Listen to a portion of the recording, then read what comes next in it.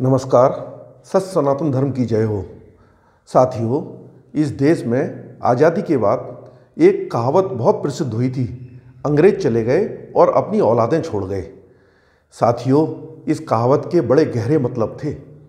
आइए उनको हम समझने की कोशिश करते हैं। साथियों, आपको याद होगा इस देश का विभाजन धार्मिक आधार पर हुआ था। इस देश का भूभाग का 33% हिस्सा, साथ में 65 करोड़ रुपए और अनेकों धन दौलतें इस देश में बंटवारे में धार्मिक आधार पर चली गई थी। इस बात को हमेशा हमें ध्यान रखना चाहिए और सारी घटनाओं को जोड़कर देखना चाहिए। नेहरू जी जब प्रधानमंत्री बने इस देश के, तो यह उससे पहले यह निश्चित हुआ था कि प्रांतीय चुनाव होंगे और उसमें जो जीतेगा वह प्रधानमंत्री बनेगा। और 15 प्रांतीय चुनावों में 13 में सरदार पटेल को बहुमत मिला था और 2 में 2 लोगों ने तटस्थ रहकर अपना मतदान किया था। नेहरू को 0 मत मिला था। इसके बावजूद नेहरू इस देश के प्रधानमंत्री बन जाते हैं। यह कहावत का मतलब अब आपको समझ में आया? यह कहावत बिल्कुल सटीक बैठती है।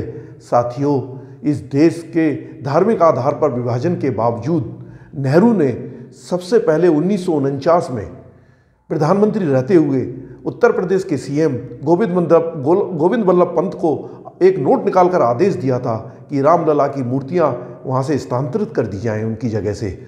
और तब गोविंद वल्लभ पंत ने स्पष्ट मना कर दिया था, नेहरू जी ये मेरे बस की बात नहीं है, आप किसी और से करा लो ये काम।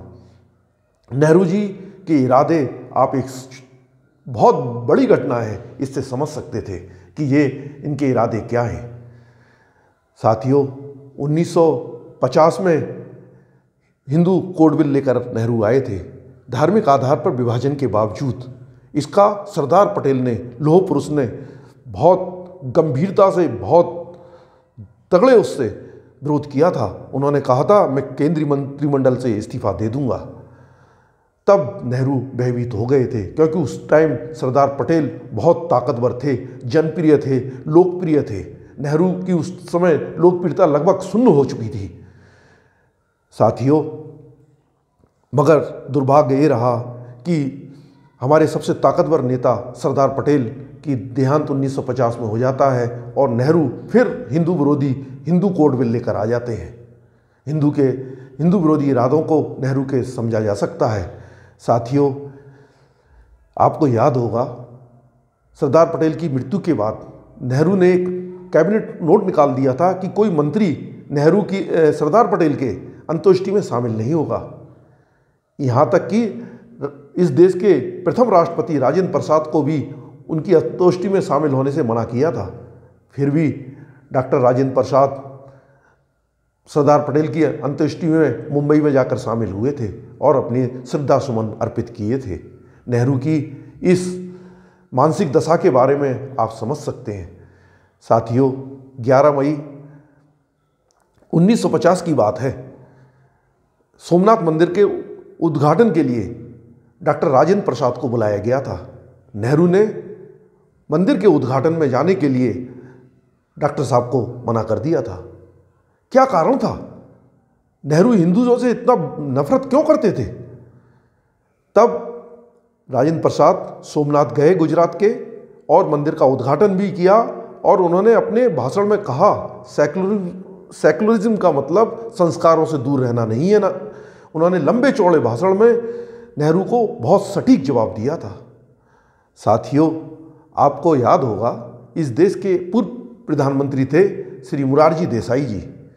उन्होंने अपनी किताब मेरा जीवन मेरे वृत्तांत में पृष्ठ संख्या 456 पर लिखा था, नेहरू हिंदुओं से पूर्वाग्रह रखते थे। आप समझिए कि इतना सटीक विवेचन अपनी किताब में करने का क्या मतलब था। नेहरू अंग्रेज के रूप में बैठाए गए वो मोहरे थे जिसके बाद मुस्लिम और ईसाई देशों की नीतियां इस देश में लागू हो सकें, सनातन धर्म को नुकसान किया जा सके, बहुसंख्यकों को नुकसान किया जा सके, उनको बांटा जा सके, उनमें जातियों के जहर घोला जा सके, और नेहरू ने इसको बखूबी निभाया था।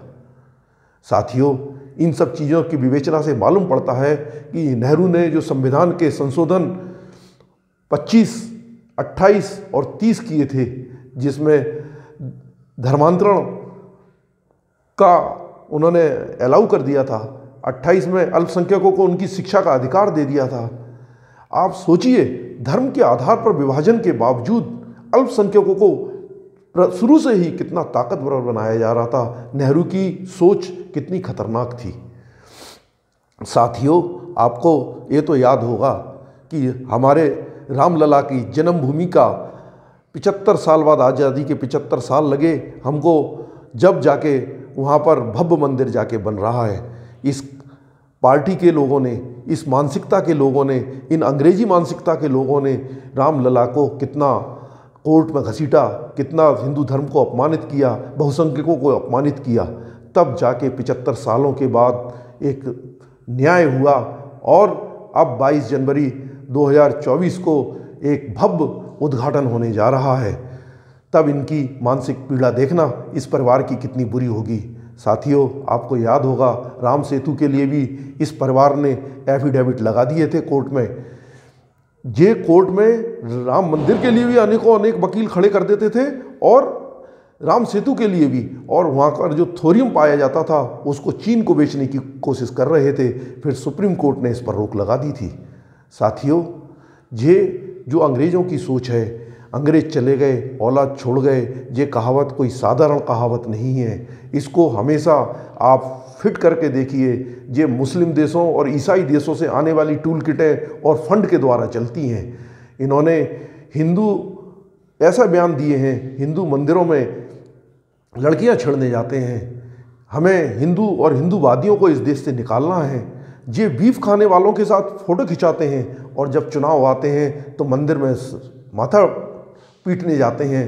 इस दोगलेपन को आप समझ जाएंगे जिस दिन, उस दिन हमारा देश, हमारी संस्कृति, हमारा समाज, हमारे गरीब लोग, हमारे जो 70 साल गरीब अपनी सुविधाओं से वंचित रहे, वो सब खुशहाल हो जाएंगे, देश ताकतवर हो जाएगा। इसलिए आप समय समय पर इसका विवेचन करें, परिवार के साथ, बच्चों के साथ, पड़ोसियों के साथ और जन जन के साथ। नेहरू के अनेक कारनामे हैं। धन्यवाद साथियों। सत्य सनातन धर्म की जय हो।